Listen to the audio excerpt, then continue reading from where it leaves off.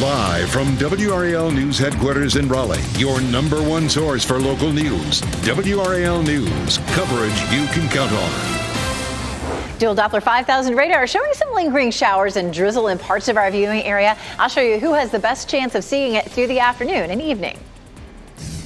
Also this noon, we have breaking news about the murder of a 5-year-old girl in Durham. What a newly released autopsy now reveals. Plus, what 5 on your side has now learned about a Wells Fargo direct deposit glitch. We start today with that breaking news on a case we've been tracking for weeks, the shooting death of 5-year-old Chloe Fennell. I'm Jeff Hogan. And I'm Renee Chu. Let's get right to Michelle McConaughey in the WRAL Live Center with this new information. Michelle. Yeah, this afternoon we are learning a lot more about the death of 5-year-old Chloe Fennell. We did get the autopsy. We're also learning about more efforts by her older cousin to try and save her. This afternoon we've also learned that she also helped save an 18-month-old. Monica Casey is in Durham. She has all of the information on the autopsy. She will have a special report coming up. Michelle, thanks. An early morning house fire had crews from Fayetteville and Fort Liberty scrambling to get it under control. When firefighters arrived at this home on Summer Hill Road, they found flames shooting through the roof and smoke pouring from the structure. We're told the home had been vacant since its owner passed away several months ago. It took crews about 20 minutes to get the flames under control. No one was hurt. Authorities are now working to learn how the fire started. We take a live look at stocks this noon. Right now, you can see the Dow Jones Industrial Average up 220 points. It didn't start out that way today, but the reaction from the markets right now, NASDAQ is up 126 points, and the S&P 500 also in positive territory, up 28 points this noon. And this is all coming as we hear from economists about this morning's employment numbers. WRAL's Brian Schrader is here now with a look at the data and what it could mean for the inflation fight. Brian. Jeff, this morning we saw the jobs numbers for July, and the bottom line is clear. Those numbers show some cooling in the labor market, but they're still pretty strong. The country saw 187,000 jobs added in July. That's a little below the estimate of 200,000 jobs. UNC Kenan Institute economist Greg Brown says while it's below expectations, it's still a strong number. He says the economy is holding up for now, but a recession is coming. We're not out of the woods yet in terms of a risk of recession over the next 12 months. Not worried about things right now. In fact, maybe the opposite situation right now, that the economy remains quite strong. And that may be an economy that's a little too strong. Hourly earnings on average still are rising above expectations, and that could help fuel further problems with inflation. And while inflation definitely has come down, it is still higher than the Fed wants for the U.S. And Brown says it's likely that means more interest rate hikes, Jeff. We wait and see. Again, Brian, thanks for the update. Scattered showers continue across our area this noon. We can expect to see them through the afternoon in parts of our viewing area. Elizabeth Gardner is in the WRAL Severe Weather Center right now with a look at the locations and timeline.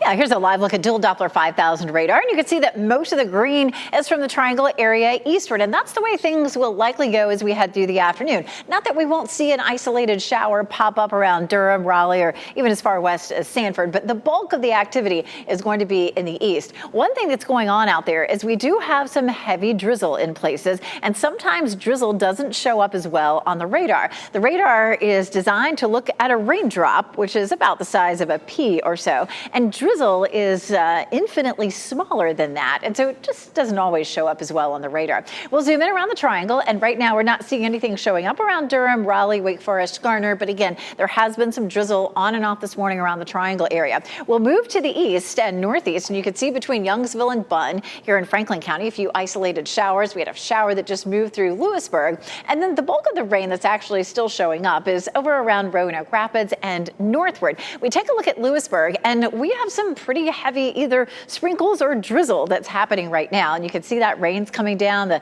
folks driving across the Tar River Bridge there have their windshield wipers going. So that rain's still falling out there in a lot of places. We take a look at Futurecast, and you can see as we head through the afternoon, the potential for some scattered showers showers south of Raleigh around Fayetteville and Goldsboro and Rocky Mount. Here's 5 p.m. Not a lot of rain around the triangle for the evening commute, which is great news. And then as we get into the late afternoon and evening, the bulk of that starts to move on out of here. So we're looking at about a 40% chance of some showers, of maybe an isolated thunderstorm, but that looks unlikely with our very stable pattern. A lot of this will be south and east of the triangle area and then tapering off nicely around 8 or 9 o'clock. Tomorrow it turns hotter and the heat index begins to climb. I'll show you what it will look like for the weekend coming up.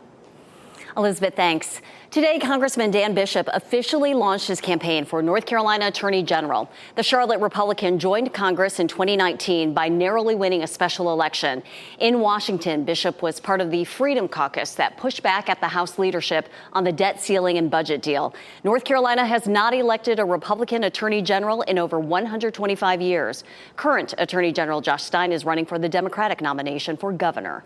From the courtroom back to the campaign trail, former President Donald Trump is leveraging his legal issues to boost his lead among the field of Republicans running for president.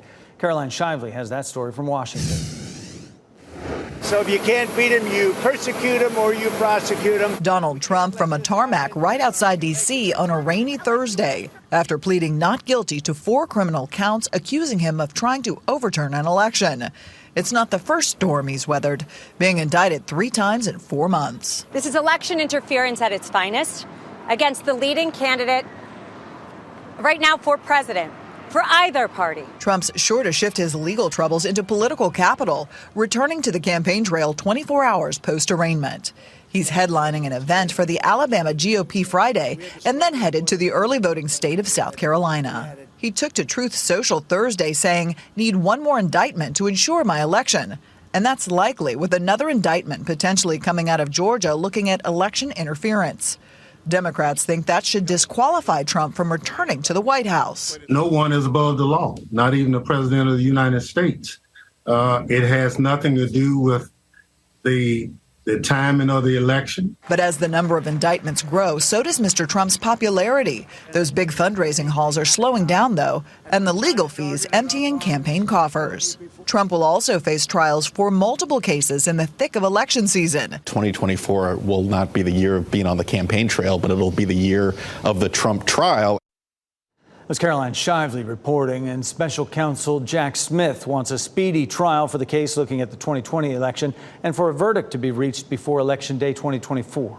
The Georgia district attorney leading a possible 4th indictment of Trump says she's receiving threats. A grand jury in Atlanta is looking into whether the former president and his allies tried to overturn the 2020 election. DA Fani Willis says she's received threatening phone calls, texts, and emails.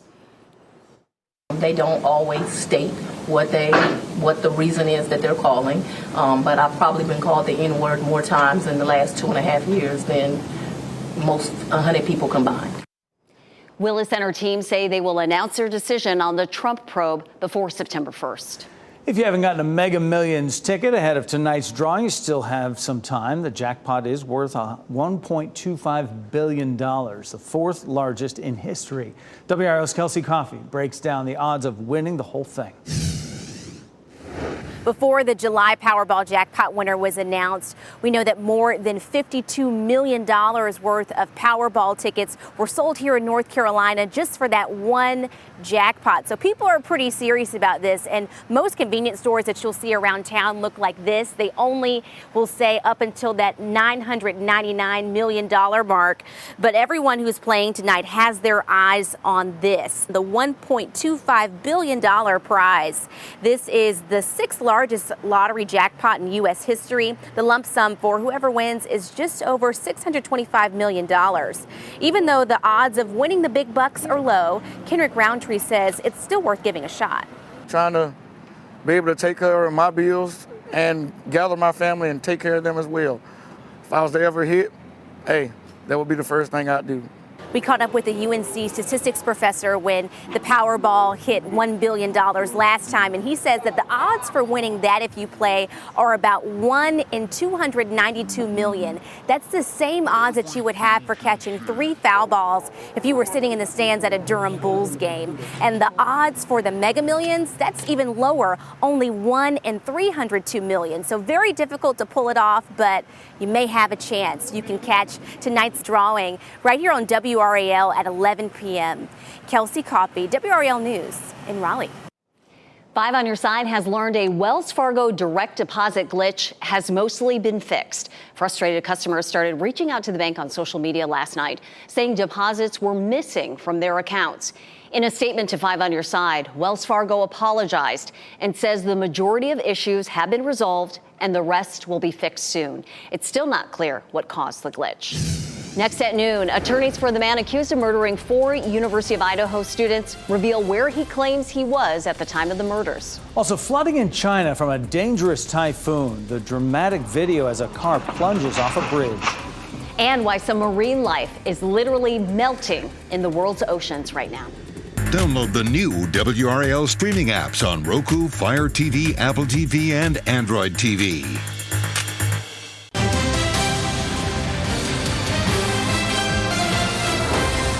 We're now learning the alibi defense for the man accused of killing 4 University of Idaho students. His attorneys will claim Brian Kohberger was out for a long drive alone. NBC's Scotty Schwartz reports on what else new court documents reveal. This morning, Brian Kohberger's alleged alibi revealed for the first time. Kohberger's attorneys say he was on a long drive alone the night 4 University of Idaho students were murdered in November. In a new 4-page court filing, the defense says Mr. Kohberger has long had a habit of going for drives alone.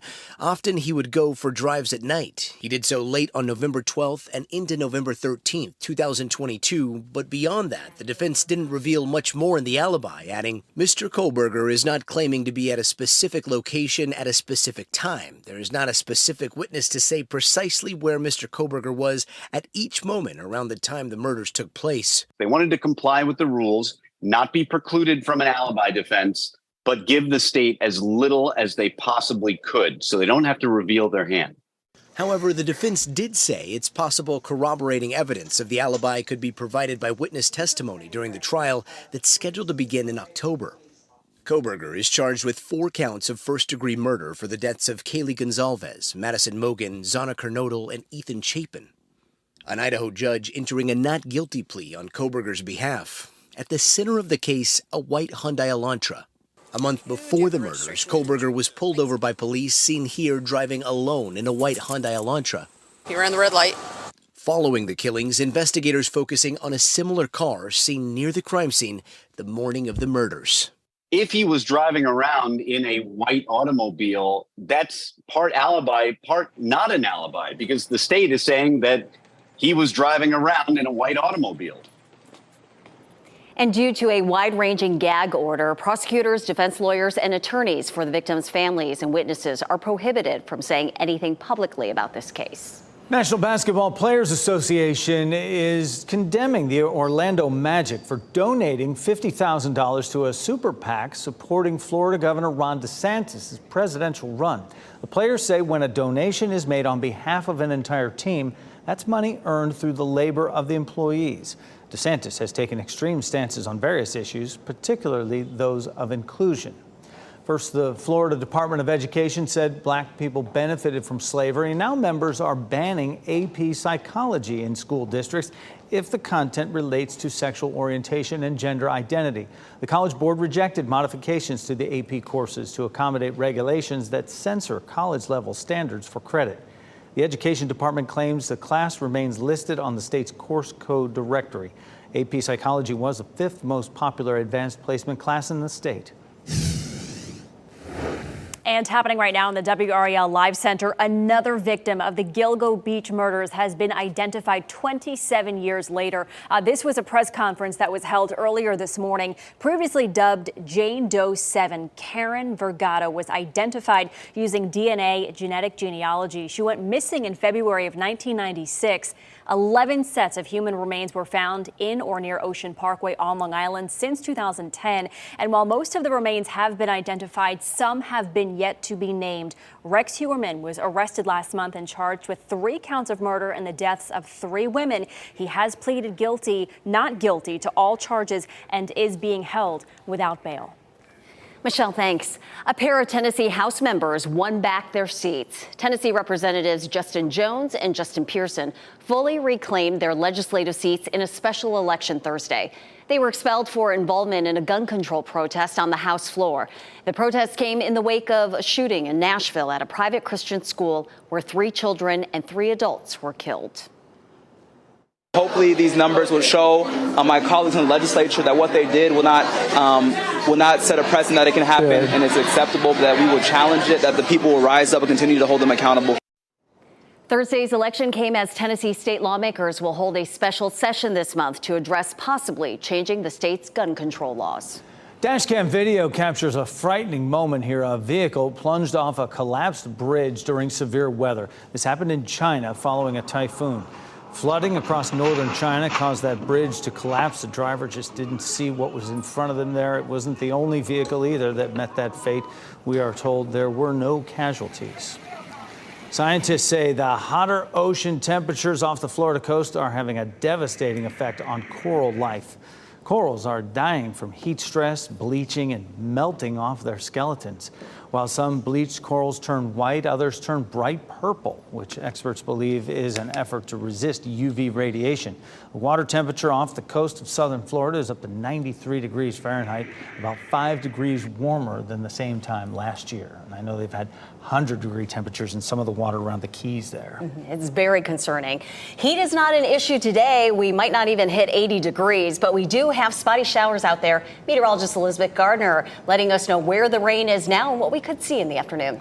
That's typically the trade-off this time of year. If we're going to see temperatures that are, even in the low 80s, it's because we have cloudy skies and sometimes some scattered showers. And we've had several days of cooler than normal temperatures. By tomorrow, we'll stay slightly cooler than normal, but then by Sunday and into next week, we're right back into the 90s. So again, here's a look at dual Doppler 5000 radar. We're looking at some showers that are showing up right here in Wilson. Those are starting to pull off to the north just a little bit. Of course, we were taking a look at what was happening down around Franklin County earlier. Still a few showers there. And then just a little bit of light rain around Roanoke Rapids, and then in parts of Warren County, lifting northward on up into Virginia. Not a whole lot showing up on radar, but we are looking at a good chance for some drizzle lingering across parts of the area, especially from Raleigh eastward. This is a look at Futurecast, and we'll roll through, and you can see as we get into 2-3 o'clock in the afternoon, most of what develops is happening along the I-95 corridor. It wouldn't be out of the question to see a stray shower that pops up in the triangle, but here's 5 o'clock,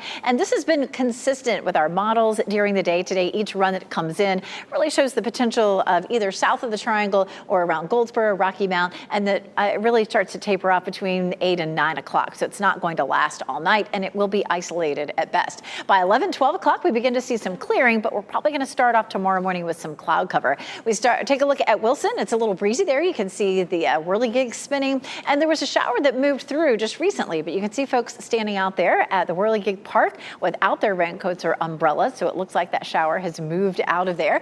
We have a big gray cloud sitting right here over downtown Raleigh, but we don't have any rain that's falling out of it. You might see a little bit of drizzle, again, that the radar sometimes has trouble picking up on. 77 is our current temperature in the triangle with a dew point of 73, so there's lots and lots of moisture in the atmosphere. That's a high dew point for us. Temperatures will likely climb into the mid to upper 70s as we get through the afternoon. Still 68 in Roxborough, but 76 in Southern Pines, 77 in Goldsboro, 79 in Rocky Mount. Will likely again be 79 in Raleigh, 77 Durham, 82 in Fayetteville with a few isolated showers. These cooler than normal temperatures signified in blue are with us today and tomorrow, but tomorrow Tomorrow, it's only a touch below normal. And then we climb above normal as we get into early next week. So what does that look like? Again, 79 today, 89 Saturday, and 92 on Sunday. It's going to be good pool weather. It'll be hot, and we'll see partly cloudy skies. Right now, we're looking at tropical muggy meter. We do have a low pressure system that's sliding southward. That's going to dry us out for the weekend, but it's going to help to push more moisture in by Monday. We could see a heat index as high as 105, and that's typically the criteria for a heat advisory. So we'll have our eye on Monday. We get into next week, the 9th through the 13th. The 13th is next Sunday, 10 days from now. We still have the potential for above normal temperatures. The hottest day of the next 7 is likely to be Monday. We'll see a high of 94. We'll have that heat index potentially in the triple digits, and then temperatures settle a little closer to normal. We'll talk a bit more about our forecast into next week, and we'll check the beach and the mountain weather too coming up. Sounds good. Elizabeth, thank you.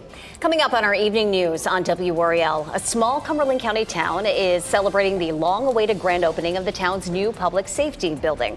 Starting at 4, how the new building will help people who live in that area and the nod to the town's rich history. Plus, it's Friday, so that means our weekly restaurant ratings report. 5 on your side's Keely Arthur explains where inspectors found expired food, dirty dishes, and moldy cutting boards. Well, still ahead this noon, Google has a new feature to help make sure your personal information stays off the internet. Ahead, how the new update works to keep you safe. Plus, most people aren't thrilled with Mondays, but that doesn't translate into how much work you get done. Coming up, what a new study determined is the least productive day of the week and why. A vintage iPod just sold for big bucks, and mortgage rates are climbing once again. Those are among today's business headlines with Maribel Aber. Mortgage rates are back on the climb towards 7%. A 30-year fixed loan is now averaging 6.90% according to Freddie Mac. So that's up from 6.81% a week earlier. A year ago, rates were averaging 4.99%. Rates are climbing again after the Fed issued another interest rate increase and Fitch downgraded the U.S.'s credit rating. Hyundai and Kia are recalling nearly 92,000 vehicles due to the risk of a fire. An electronic controller in the oil pump can overheat and cause a fire. Some Hyundai Palisades from 2023 and 2024 are affected, as are some Tucson, Sonata, Elantra, and Kona 2023 models. The Kia recall covers some Seltos SUVs from 2023 and 2024 and some 2023 Soul and Sportage models. Owners are being told to park the vehicles outside and away from structures until the repairs are made. Americans are traveling overseas more this summer rather than staying closer to home, and that's pushing up airfares and hotel rates in Europe. The average for a round-trip international airfare is now $962 according to travel app Hopper. That's up 10% over last year, and hotel rates in Europe are up almost 14% according to data from CoStar. But U.S. round-trip airfares are 10% cheaper than a year ago. They're averaging $249. An unopened first-generation iPod just sold for $29,000. The 5G gigabyte music player was initially purchased as a Christmas present in December of 2001, but it was tucked away in a closet with its original receipt and sat there for almost 20 years.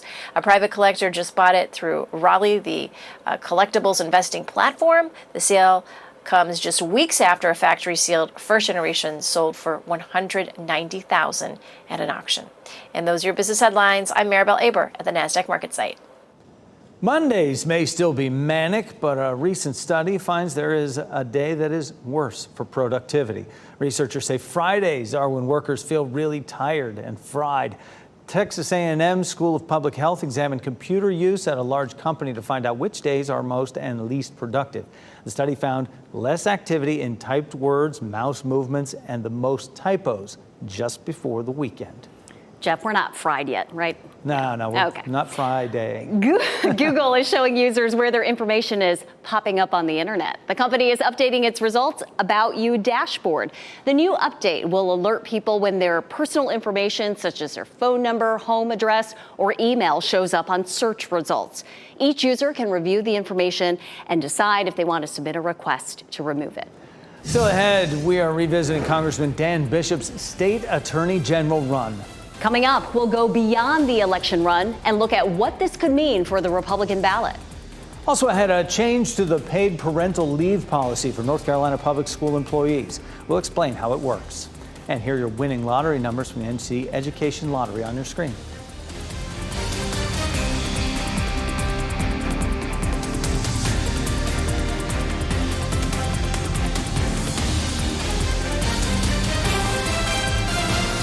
Shot in 4K ultra high definition. Your number one source for local news. WRAL News. Coverage you can count on. Breaking news we're following this noon hour. A medical examiner's report offers new information about the moments leading up to the shooting death of 5-year-old Chloe Fennell. WRAL Durham reporter Monica Casey has gone through the report. She joins us live now with what we've learned. Monica.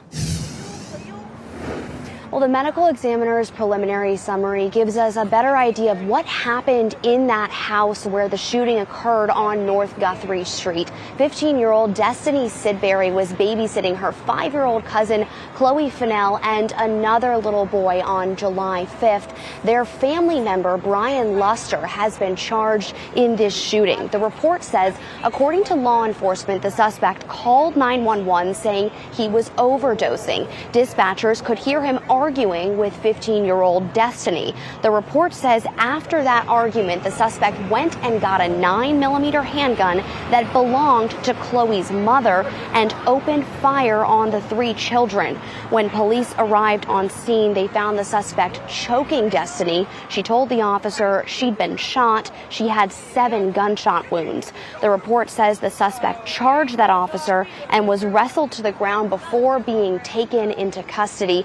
It also says Destiny managed to push that 3rd child, the 18-month-old, into a closet. His mother has told us he was uninjured. Chloe was shot 5 times and did not survive. Destiny has been recovering in the hospital for almost a month now. Renee? Monica Casey reporting live in Durham. Thanks. North Carolina Congressman Dan Bishop made it official this morning. He is running for state attorney general. The Charlotte area conservative is running to fill the seat that was will be left vacant by Democratic Attorney General Josh Stein. Stein is running for governor. After 125 years electing only Democrats, it's time for a change. So today, I'm launching my campaign for Attorney General of North Carolina. WRAL state government reporter Paul Spey has been covering the AG race. Joins us now. Paul, thanks for doing that. Bishop is in Congress. Why would he want to run for a state election? Well, he's a lawyer, and he says he wants to be the state's top prosecutor. So that role has morphed a little in recent years. Republican AGs in other states see themselves as an important check on federal power. And having served in Washington and as a legislator in Raleigh, he understands both of those dynamics. And perhaps even more importantly, the AG's office has become a launching pad of sorts for the governor's mansion. So it's possible he sees an even bigger opportunity down the line. Bishop has a pretty controversial background in our state. That's right. He might be best known here as the lead writer of that bathroom bill that famously blew up for Republicans back in 2016. It was known as HB 2 because many people saw it as discriminatory towards transgender people. Businesses backed out of the state. That was one reason that Governor Pat McCrory lost his reelection that year in 2016. You know, Bishop, there's no Republican who has won the AG office in more than 100 years. So what are his chances? Well, so far, only one other Republican has launched a campaign in this race. That's former legislator Tom Murray. But Bishop is certainly seen as the front runner. He has a national profile, and he has big financial backers who have helped high-profile conservatives throughout the country. Does his announcement tell us anything else about the 2024 election season? Well, the Republican ticket could end up being one of the most socially conservative in years, at least in North Carolina. You could see a general election with Donald Trump for president, Lieutenant Governor Mark Robinson for governor, and then Dan Bishop for attorney general. That's if each wins their primary in March. All right. Well, we know you'll stay on top of this and keep following as the race unfolds. Thanks so much, Paul. And for more information on the attorney general race, all our state political coverage, you can visit nccapital.com. Florida Governor Ron DeSantis is feeling some heat after a comment this week. He was in New Hampshire talking about firing Washington insiders from federal jobs. We're going to have all these deep state people, we're going to start slitting throats on day one and be ready to go. You're going to see a huge outcry because Washington wants to protect its own. But at the end of the day, this is a city that's failed this country. Last month, DeSantis also used the phrase slit throats to describe changes he would make in staffing at the Pentagon. North Carolina public school employees will be able to take paid parental leave at the start of the school year. Now, in the past, employees had to take sick days or unpaid time off if they wanted parental leave. Under a new rule adopted by the State Board of Education, public school employees can take up to 2 months paid time off after having a baby. Educators were previously excluded from a 2019 state executive order that gave paid parental leave to only some state employees. To be last to get access to paid parental leave does a disservice to the profession. The North Carolina Association of Educators says this will help retain teachers, but increased pay is also needed to keep more good teachers on the job. The CDC recommends all babies under 8 months of age get the new RSV vaccine. The FDA approved the one-time shot for newborns to help their immune system fight the respiratory virus. The Advisory Committee on Immunization Practices voted unanimously to recommend the dose of protection against the highly contagious virus. They also advised that infants between 8 to 19 months get a second dose. The RSV vaccine will now be added to the CDC's childhood immunization schedule once the agency's director signs off on it. Our County by County segment takes us to Nash and Cumberland counties. We will start in Nash County this noon, and as you see here, it is a new animal adoption center opening in Rocky Mount. Check it out. A ribbon cutting center took place for the Nash County Pet Connection Center. It's located near the continuing education building at Nash Community College. In a few weeks, the cats and dogs will move into this new facility where they'll be waiting to be adopted into their forever homes. And the town of Spring Lake is helping students get ready to return to class. Their Pack the Cruiser supply drive kicks off today. Donations can be dropped off at the Spring Lake Police Department. That's over on Ruth Street. You can stop by between 8:30 and 4:30 p.m. The supply drive runs until August 22nd. A special moment during a Taylor Swift concert that touched the hearts of fans and beyond. What the singer shared with Kobe Bryant's daughter while on stage. Plus, we'll explain a major bill in Congress hoping to protect college athletes. The plans for oversight and regulations when athletes cash in on endorsement contracts.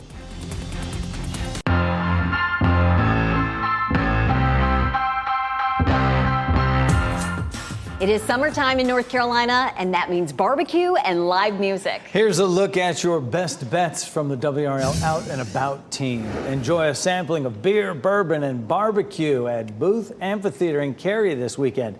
The annual festival kicks off today and continues tomorrow. Tickets are $42. You can also be the designated driver and eat all you want for $25 ticket at the door. There are 2 chances to enjoy a family movie night this weekend. Head to Moore Square tonight for a free screening of The Princess and the Frog. And tomorrow night, Wake Forest will host a free outdoor screening of Spider-Man No Way Home at Joyner Park. And if you want to enjoy some live music this weekend, Jason Mraz and his super band will play Red Hat Amphitheater tonight. And on Sunday, Snoop Dogg, Wiz Khalifa, and Too Short bring their concert tour to Coastal Credit Union Music Park at Walnut Creek. Find out more about these events and many others. Just go to WRAL.com and search Out and About. Just another reason why people love Taylor Swift. The singer shared a tender moment with Bianca Bryant, daughter of the late NBA icon Kobe Bryant, during her performance at SoFi Stadium in Los Angeles. Swift gifted her hat to the 6-year-old during her performance of 22. And gave her a hug there. Vanessa Bryant shared this photo on Instagram of Swift and Bianca embracing on stage with the caption, "We love you, Taylor Swift." Vanessa also honored her husband Kobe and daughter Gianna with her outfit for the Taylor Swift concert. Her jean jacket featured a picture of Swift and Kobe on stage during her tour in 2015, and you can see the top of the jacket read Swiftie. The Las Vegas police have dropped battery charges against Cardi B. Last Saturday, the rapper threw her microphone into the crowd. That was after a woman threw a drink on her. Someone at the concert filed a report saying she had been struck by an object from the stage. Police closed the case for insufficient evidence. The PASS Act could put new rules on student athletes who profit from their name, image, and likeness. We'll dig into how the act would track NIL deals. Plus, the sacrifices some Gen Z women say they're making just to pay for their dream wedding.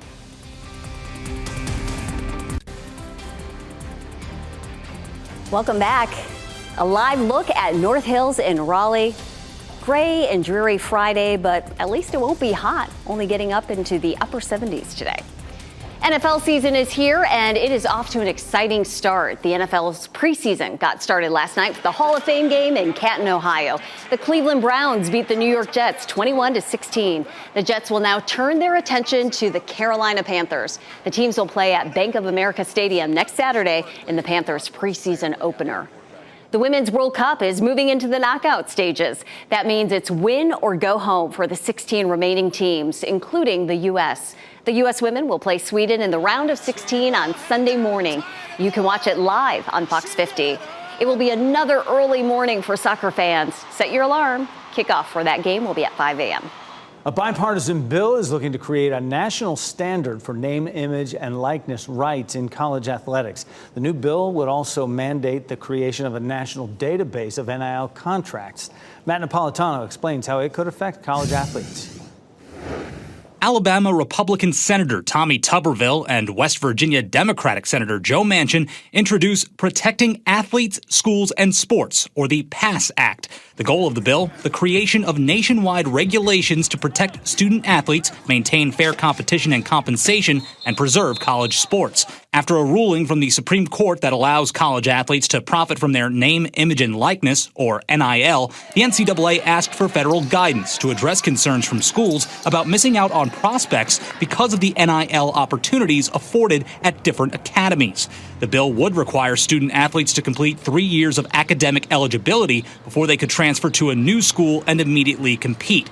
Those student athletes would also have to disclose NIL deals to their schools, and the bill would require the Federal Trade Commission to establish a website with anonymous data about the deals. Student athletes have been taking advantage of NIL deals, from LSU gymnast Olivia Dunn's growing portfolio via her TikTok to Texas quarterback Arch Manning's first deal ahead of his freshman season, reaching an exclusive multi-year partnership with trading card company Panini. That was Matt Napolitano reporting, and as part of Manning's announcement, his first Panini card went to auction, with 100% of the proceeds going to a Central Texas nonprofit. Today is a great day to visit a national park. That's because entrance fees are waived today. It's to celebrate the 3rd anniversary of the Great American Outdoors Act. Here in North Carolina, the Wright Brothers National Monument in Kill Devil Hills is the only national park site with an entrance fee. The fee waiver only applies to the cost of entry, not for any other fees like camping. Visitors who plan to be in the park after Friday must pay the regular entrance fee for the rest of their stay. We only have one national park, right? So. Well, yeah, one national park there. site. You got to go to Kill Devil Hills, but you don't have to pay an entrance fee today. Exactly. That's good. Hopefully it's not raining down there like it is here in a lot of parts. Elizabeth Gardner in the WRAL Severe Weather Center right now. Another look at radar. Yeah, going to be nice and cool today. You know, typically if you're going to be cool, you have to head to the mountains, the Great Smoky Mountains National Park. There is no entrance fee there, but there is a new parking fee. If you happen to go there, you may run into that. All right, let's take a look at the radar. It looks very much like it looked the other couple of times that I showed it to you, but there are a couple of isolated showers that are starting to pop up across most of the viewing area. A little bit of that, say, around Sanford, back up towards Siler City, down towards Fayetteville, through much of Johnston and Wake counties. And definitely, as you head farther to the east, we'll take another look at Lewisburg, between Lewisburg and Spring Hope, over toward Castalia, and on up toward Warren County, and from Roanoke Rapids south and west down toward Enfield and over toward Rich Square, seeing those showers. Take another look at Lewisburg. We looked at Lewisburg at the beginning of the newscast right at noon,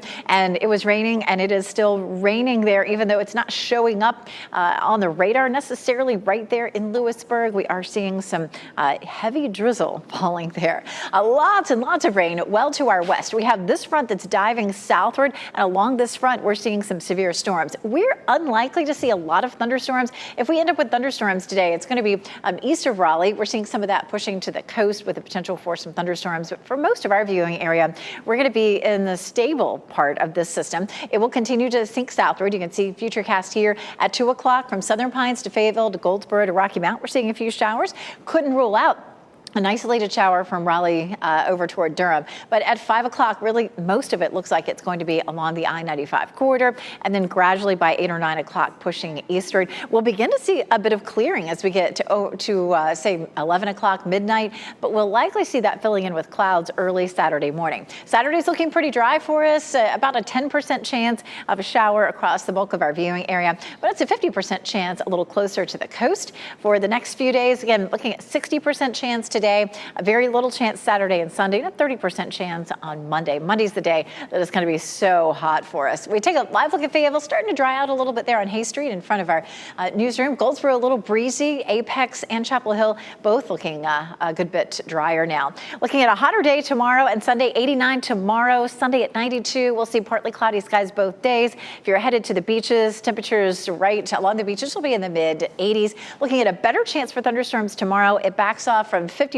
Saturday to about 20 to 30% chance on Sunday, and there's a moderate rip current danger for it today. In the mountains, temperatures will be in the upper 80s both days in Asheville and around 80 degrees in Boone. We'll have a chance of scattered thunderstorms each day in the mountains. That's just pretty typical summer weather for folks there. 94 degrees is our high temperature for Monday, looking at the potential for triple-digit heat index, and then we're back to low 90s Tuesday, Wednesday, and Thursday with a small chance for storms. We knew the 90s would be back. It is August after all. Hasbro is banking on a mashup of two of its most popular board games. Why the company thinks blending Monopoly and Scrabble will result in a winning combination. We wrap things up with a look at a few of the headlines we are following for you today. There's a new report from the medical examiner that details the efforts to protect a Durham child from the bullets that killed her. 5-year-old Chloe Fennell was shot and killed last month. The report shows her cousin tried to protect her and saved an 18-month-old child by pushing her in a closet. Cousin was shot 7 times and survived. Local economists predict there is still a recession on the horizon. Economists with the UNC Keenan Institute reacted to the new jobs numbers released this morning. They say 187,000 jobs added in July is strong, but below expectations. A tech company with its roots at NC State will cut the ribbon on its brand new headquarters today. Bandwidth is opening a 40-acre campus in Raleigh, north of I-40 off Edwards Mill Road. The communications software company has 750 employees in the Triangle who will be there today to celebrate. The official celebration happens at 3:30 this afternoon. Wedding season is in full swing, and a recent survey reveals that it is more stressful than the holidays. Here's what a poll revealed. 1 in 5 women said they will pay for their wedding gifts and accommodations with money from their savings. More than half of Gen Z women would get a temporary job or side gig to afford attending a wedding due to cost. And when it comes to vacations, more than half of Gen Z women and 27% of millennial women are skipping a vacation this year due to the cost of being a wedding guest. Music lovers, listen up. You could own a piece of history as hundreds of items from Queen's Freddie Mercury are about to hit the auction block. Hundreds of belongings from one of rock and roll's most iconic frontmen are going up for bids. Among the rare personal possessions are many of Mercury's costumes. Auctioneers say the real showstopper is a baby grand piano, which could go for nearly $4 million. The items will be divided and sold during 6 auctions in September. A group of German tourists is being accused of toppling a pricey Italian statue in a villa in northern Italy. The manager of the villa says a surveillance camera caught tourists posing for pictures in a fountain with that statue. The 150-year-old work of art fell to the ground after one of the people appeared to be pushing it over with a stick. The sculpture is worth almost $218,000. The villa has filed a complaint with local police. 2 of the most popular tabletop games meshed this summer with the release of Monopoly Scrabble. Instead of using dice, players place Scrabble tiles to move around the board. Properties can be earned and purchased by making words on special Scrabble spaces. Just like Monopoly, players win by accumulating the highest total of cash and property value. Of course, this time having a strong vocabulary may be an advantage to players looking for delightful fun. That's the best of both worlds. Count me in. Our pet of the day is an independent lady who still likes a little love and affection. Lenora comes to us from the SPCA of Wake County. She's a 6-year-old spayed female short-hair cat. Lenora is not necessarily the clingy type, but she won't turn down some head rubs or compliments on her beautiful fur patterns. She appears to get along with all humans. We don't know for sure how she feels about other dogs, but a trial adoption could answer that question. You can contact spcawake.org for more information about Laura. And if you want to find some pets' new homes, today on our News at 4, we'll check in with the Wake County SPCA with the Clear the Shelters campaign in full swing. Why now is the best time to add a new member to your family.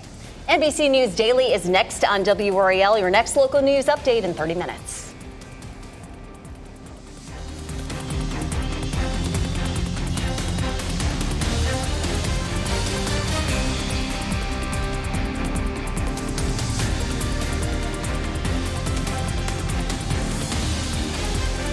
Keep watching WRAL News over the air Channel 34 and Spectrum Channel 1257.